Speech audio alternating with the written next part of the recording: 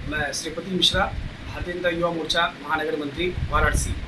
आज जिस हिसाब से लोकसभा भवन के अंदर, सदन के बाहर परिसर में जो कुकृत्य विपक्षी दलों के नेताओं के द्वारा किया गया, जिसमें बिहार का एक माफिया गुंडा सांसद जो गुंडई के बल पे जीतता है, पप्पू यादव, उसके द्वारा भगवा वस्त्र पहन करके और ब्राह्मण का वेशभूषा बना करके भिक्षाटन, दान पेटिका का, और जिस तरीके से समाजवादी पार्टी के तमाम सांसद और स्वयं कांग्रेस के युवराज चंदा देने का, दान देने का जो नाटक किए, जो ढोंग रचा करके सनातन का, सनातनियों का, संपूर्ण हिंदू समाज का जो इन्होंने मखौल उड़ाया है, उसके खिलाफ पूरे देश के सनातनियों में गुस्सा है।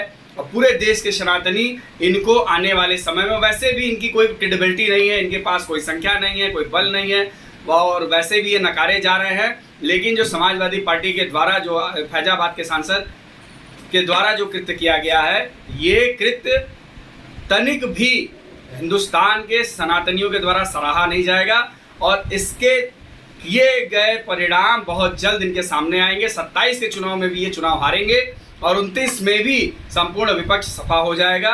जिस तरीके से सनातनियों का मखौल उड़ाने का काम इन्होंने किया है, वो दुर्भाग्यपूर्ण है और इनके ऊपर कार्रवाई होनी चाहिए। मैं अपने देश के सांसद श्रीमान नरेंद्र मोदी जी, काशी के सांसद और देश के प्रधानमंत्री श्रीमान नरेंद्र मोदी जी और देश के गृह मंत्री अमित शाह जी से निवेदन करता हूं कि इनके ऊपर स्ट्रिक्ट एक्शन होना चाहिए। और जिन लोगों ने भी हमारी आस्था के ऊपर खिलवाड़ किया है, उनके ऊपर हमारे धार्मिक भावनाओं को आहत करने के लिए समुचित धाराओं में एफआईआर होनी चाहिए। जो बीएनएसएस की धारा उनके ऊपर लागू होगी, उस पर एफआईआर होनी चाहिए और कल उनके ऊपर कार्रवाई होनी चाहिए।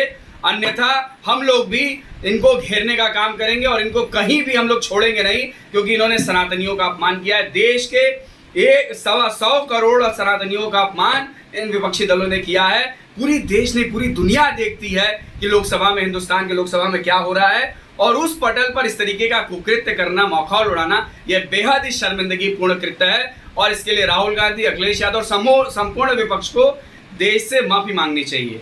धन्यवाद।